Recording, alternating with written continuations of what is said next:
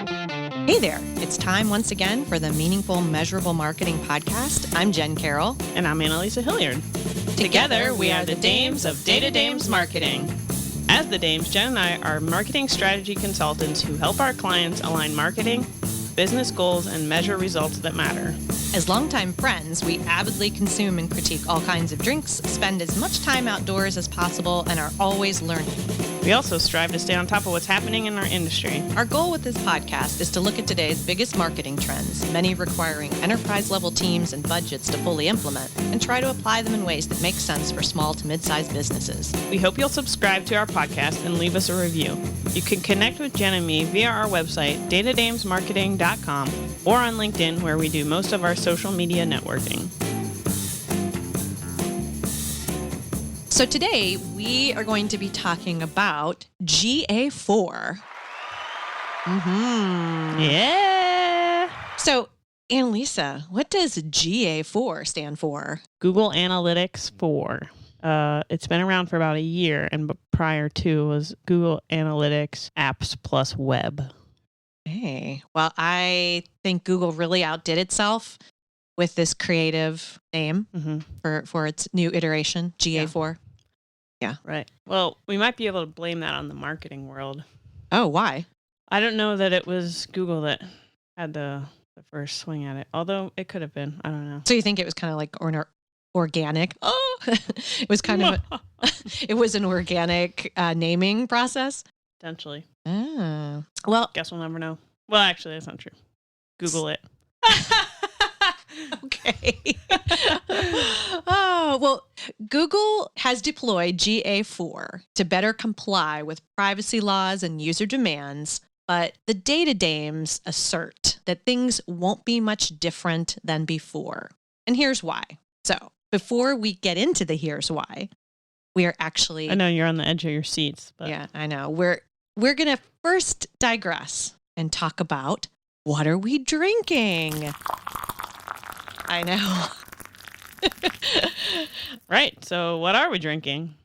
Well, we have been drinking Bent Tree coffee from Kent, Ohio. Well, it's roasted in Kent, Ohio. Right. The coffee's not grown there. Oh, yeah. Well, yeah.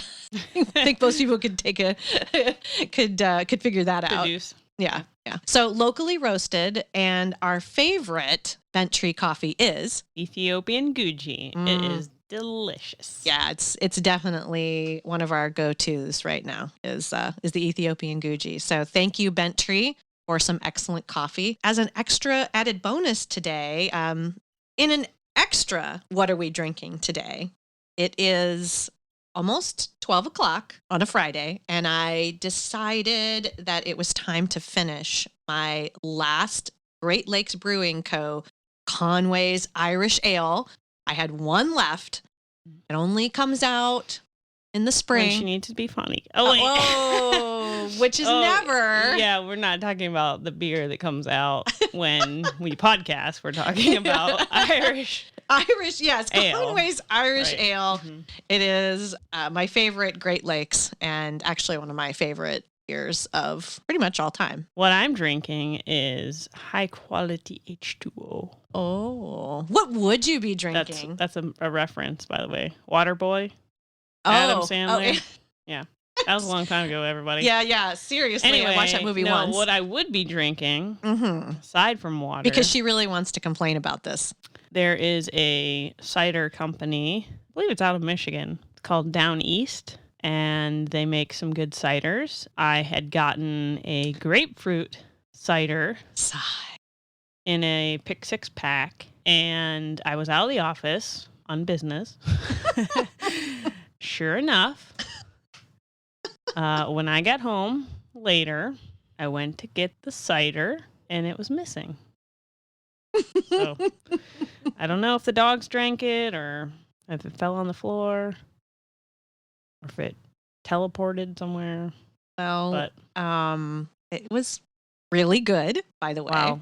Yep. So when you returned to the office and discovered it was missing, I was caught red-handed. True confession. Yeah, but I didn't realize it was like special. I shouldn't Have you touch ever it. seen a grapefruit cider before? Well, okay. That's pretty special. Okay, true. But I Okay. I just really All wasn't right. thinking. Well, moving on. All right, moving on. I'll bring it up later. Okay. She's actually Off air. Yeah, she's actually brought it up probably 20 times since that happened. Okay. Hope you learned your lesson. So let's move on to our small business shout out. And today we're not actually going to shout out a small business. We are going to shout out a great nonprofit here in Canton called Lighthouse Ministries. We actually support Lighthouse with a lot of different things related to website, and although their website, Yeah, so basically don't go to their website and think that we actually created the website. yeah, that's really important to know. But stay tuned on that front this year. That's not fair. It's not the worst website. No. Just on the back end. And it needs some mobile help. But the Lighthouse Ministry is a fantastic group of folks.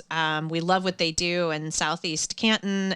They have been for the past 20 years deeply embedded in the community they serve. So the folks who actually work at the ministry live in that part of the city, and they really have developed relationships with the community, and that's just the best way we feel to go about that kind of nonprofit work. So kind of in the news, they're starting a branch of Bethel University there at the Lighthouse Ministry called BU Canton. Well, that's not BO.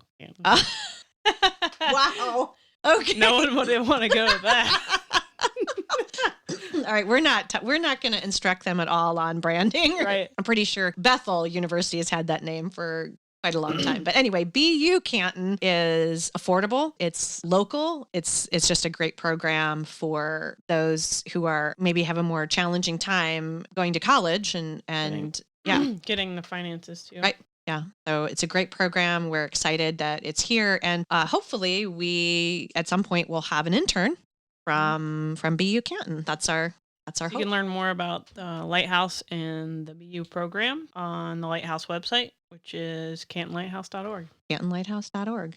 Well, let's get back to the premise of today's show, which is, I will give everybody a reminder that Google has deployed GA4 to better comply with privacy laws and user demands, but things won't be much different. And now we're going to get to the here's why. Even though GA4 will no longer collect data at the individual level, a ton of historical data already exists. Stanley, so this is definitely your bailiwick. Why does it matter that a ton of historical data already exists? Well, to give a little background, the original Google Analytics was upgraded to Universal Google Analytics, which is what the platform that we use now. And in that hop between the two, there was like 15 years. The current iteration of Google Analytics has been around, and so obviously they've improved the platform, but all of that time they've been collecting data. That data has creepy data. Yeah, so in order to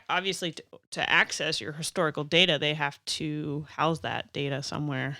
Just think about if you've been into the back end of your analytics and can understand how you can change the date range to see back as far as you installed Google Analytics, let's just say it's 5 years. It has 5 years of data, collecting data every day, every hour, every minute for every page of your website. So didn't you tell me some statistic the other day, something like 20% of web content or something is actually so Google. The bandwidth of the internet, 25% actually of the bandwidth of the internet is used up by Google Analytics.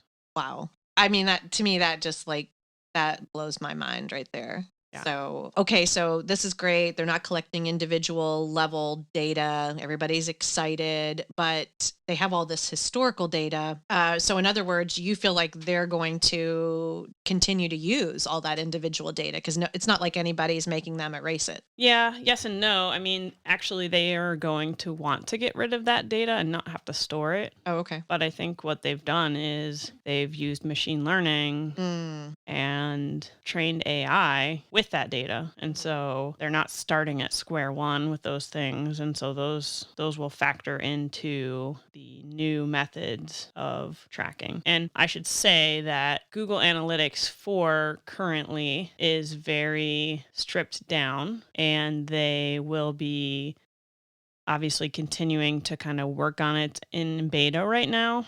Yes, you can install it on your site, but I wouldn't transition from your current analytics platform to GA4 yet. I would say it probably will be a year or so until Google starts talking about transitioning. And yeah, so I would you can collect data in Google Analytics 4, and I would advise doing that, but I would also continue to collect data with Universal Analytics. So both at the same time. Now, some people are marketers, maybe specifically are upset that cookies are going away.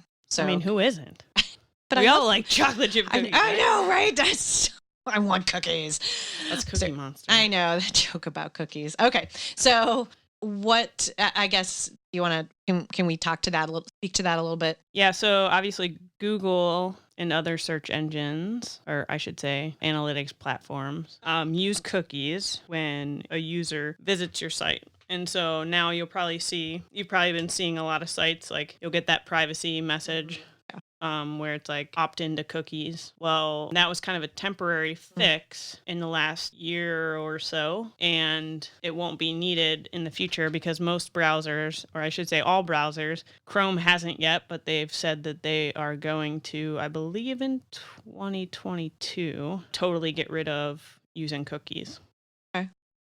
So cookies was able to track users at an individual level. It would assign you an ID when you came, and then it could collect various data that way. Okay, so they're not going to collect it on an individual level using cookies. They're going to collect it how? They're going to use groups. Again, I think they're going to take it from what they've gathered already with machine learning and AI using the data that they have historically for anyone that's installed analytics on their website. So you'd just be like, it's kind of like being in a crowd or being, that's the idea, right, behind it. So they have so much data that they have been able to essentially group people into by behavior. By behavior. By behavior, I believe. Okay. Again, all of this stuff is just kind of new.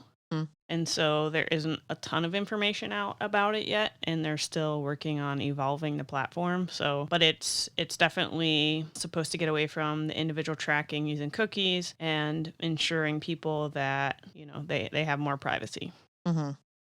Except that they really like that idea that, their shopping cart remembers that they put, a rug in there the other day. There's obviously good things to having targeted tracking, and cookies, is it good? Does the good outweigh the bad? I guess we'll see. Right, time will tell. So okay, we're saying that this whole new platform is out and in beta, and it's going to better comply with privacy laws and user demands. Things won't be much different, and the second reason for that is GA4 promises to minimize analytics setup out of the box. But you're going to contend, Annalisa, that marketers won't see much time savings. Why is that? Yeah, so they'll say, you don't have to set up XYZ anymore. And when you say set up for goals, you don't have to set up goals, or you don't have to set up events, because it's actually based on, instead of the current analytics is based on page views and sessions. The Google Analytics 4 will be based on events. And so all events... Go ahead. Like an event is like somebody... A click. Okay. It could be as simple as a click. A scroll. Maybe as big as filling out a form. Video watch. Yep. A form fill. Mm-hmm.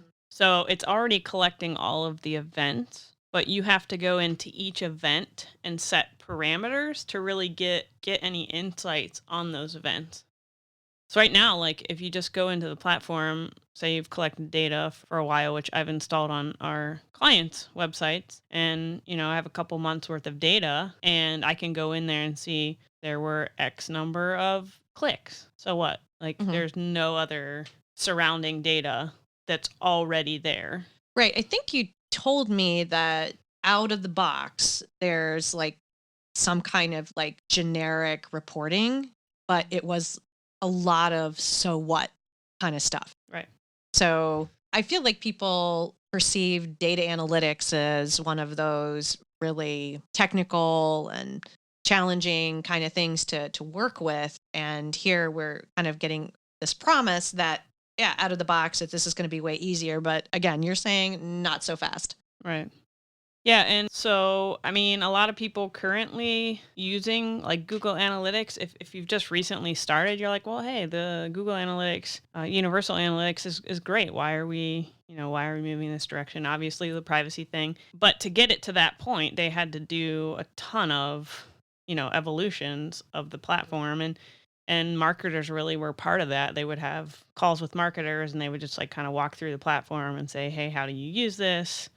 What is this? What do you need? Essentially, they want to be a product that marketers use and that businesses find helpful. So I think it will evolve. I know they're rolling out new things every week or two. They're adding kind of new capabilities, new reports, things like that. So, But at the bottom line is you're still going to need lots of knowledge and skill yes. to set this up. So Yeah, I think it's still going to be a huge learning curve for most people, especially if you don't have. Well, actually, I would say if you can start going in there now and just kind of clicking around, that's probably going to be the best. It's not anything like the current Google Analytics. So even if you feel like, oh, I'm a pro, I mean, there might be some helpful things in just kind of understanding how Google sets things up, but it's very different. Okay. Well, heads up, folks. If you thought that maybe this was going to make it simpler, sounds like it's just plain different, and you still need knowledge and skill to assist in this area. Okay, so our third reason why we assert that things aren't going to be much different with GA4, and that is that Google and other tech companies haven't changed their business model. So, they sell our attention. They're essentially that's what Google does, and Facebook and all the others. They're selling our attention. So ad outcomes will be similar, if not better, because that's their bread and butter. Just like I said, I mean, obviously they want to have a platform that businesses and marketers use and find helpful, because at the end of the day, that's how they, like I said, that's how they make their money. If you're not getting as good of return on your ads, they could lose huge revenue. And so they have a lot of reason to make sure that it's still something that people find valuable. Right. And, we know that tech companies in general have been investing in all kinds of ways to keep on their particular platform. I mean, that's because they can show people more ads. They can sell more attention. The longer that you're on their platform, the more ads that they can show you. So again, this until they change that business model, till they come up with another way to make their millions and billions, they're going to make sure that still works. I guess so. Just to summarize, yes, Google Analytics 4 is out. It has been actually for a while, but it's meant to better comply with privacy laws and user demands. But from our vantage point here at Data Dames, please don't expect to see things be a whole lot different. Now, the interface itself, different, but in terms of, like, our first point was, yep, they're going to get away from collecting data at the individual level, but they've still got years and years of historical data that they can draw from. Machine learning, AI, all that stuff. Again, the idea that this is going to be way easier to set up out of the box. Nope, not really. You're still going to need a lot of knowledge and skill to set up GA4. And finally, that, the business model itself hasn't changed. So while we can rejoice, I think that less individual data is being collected. I mean, I personally feel good about that. I know that they're still selling my attention. That's what they're selling. And they're going to make sure that that is going to be lucrative. And, obviously we work with clients who want to buy search engine ads, and I get it. And, we're not here to say like, oh, all advertising is bad. Or I certainly would say I like it actually when I get an ad that is, well, like is a strong term, but when an ad is relevant to me, I appreciate that sometimes, especially if it's a product I wasn't aware of and might actually fit a need. But again, overall, we can expect to still see somehow that's still going to be what's happening out there. Search engine ads and Facebook ads and all the other ads. So our final segment is one of my favorites. What are we learning, or what's bringing us joy?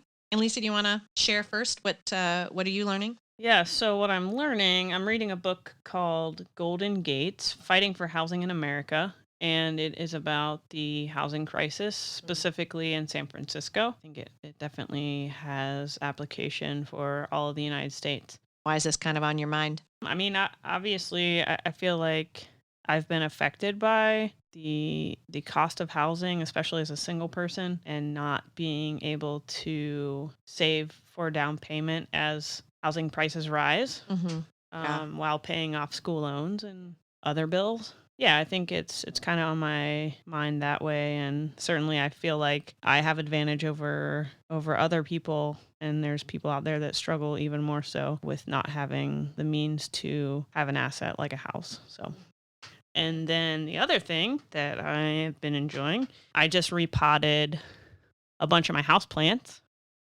like a week ago, and I'm already seeing growth, so that's cool. Yeah, I have about 30 houseplants maybe.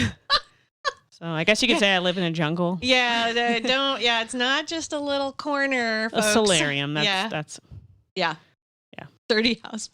How do you find time for all your houseplants?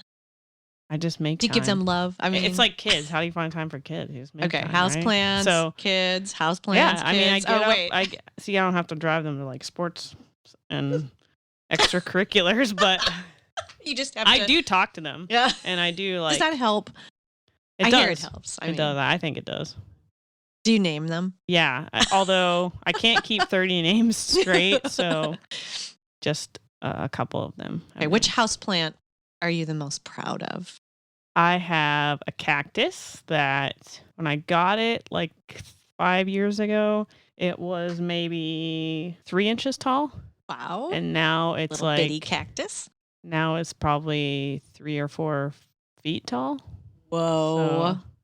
Okay, folks, I Yeah. have seen this cactus. It is very impressive. Yes. So, Stanley. Stanley. Yeah. I don't think I knew you had I Yeah. don't think you knew you named it. I didn't till just now. Oh. Wow, it's a podcast Yeah. first. You named the plant. All right. So on to you, Jen. Okay. What have you been learning and what's been bringing you joy? So I have been Overachieving. Never.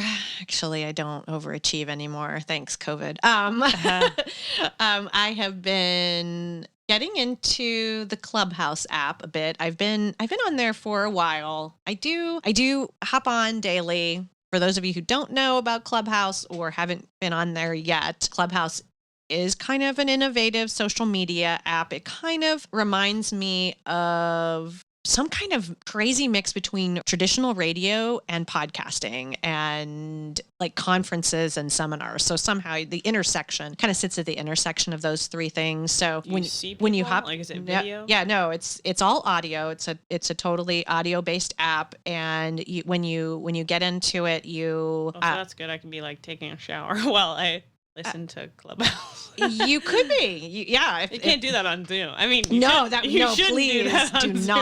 do that on Zoom. So when you get onto the platform, they call their talks rooms, and they all have various topics, and you can jump into a room, audio only, and there's a quote unquote stage. There's people who are presenting. Is it just It's marketing? live. No, it's not. It's subjects of all kind. Although I have a comment about that toward the end about just marketing or just whatever. But so you jump in, and there's generally a few people on the stage. They're maybe have some level of expertise on this topic, and they're talking, and then you can see everybody else in the room who is just listening, and then sometimes you as a listener can jump up on stage and share your expertise or whatever, and it's live. That's the key. That's like old radio, right? So you've got like essentially something going on live. You can't go back to it. Right. Well, some of them I do see now are announcing when they record. Mm-hmm. So some of these talks are being recorded, but for the most part, they're happening in real time, and people are on the app simultaneously. It's not asynchronous. So many of our social media apps are, you check in whenever you have time, and you just kind of jump in on the written conversation usually whenever you have a moment. This is live and synchronous and not recorded in most cases. And you had asked earlier about, is it just marketers? No, I mean, there's people from all backgrounds there and all different interests. And I'd say Probably one of the best things about the Clubhouse app that I noticed immediately is it really clearly appeals to minorities. So we have a lot of African Americans, sharing their knowledge and thoughts. And I've seen people from a wide range of minorities really adopting this early. So that's really nice because that means the conversation isn't so typical and I guess one-sided in terms of like who has the stage. I would say though the biggest problem I have with Clubhouse is the lack of it being asynchronous because honestly a lot of the conversations I want to jump in on are going on while I'm at work or I'm doing something else and I can't unlike a podcast I can't go back and listen to it at my leisure. So that's one of the biggest reasons that I don't really participate as much and jump in on it. Certainly there's a lot of great strategies going on around Clubhouse. That wraps up another episode of Meaningful, Measurable Marketing. If you manage marketing, sales, customer service, or operations for a growing small business, we hope you found this podcast helpful. Any tool, resource, or article we reference can be found in the show notes for this episode. And if you haven't already subscribed to our podcast or left us a review, we hope you'll do both today. I'm Jen Carroll. My co-host Annalisa Hilliard and I are marketing strategy consultants, and together we are the Data Dames of Data Dames Marketing. Learn more about us at datadamesmarketing.com.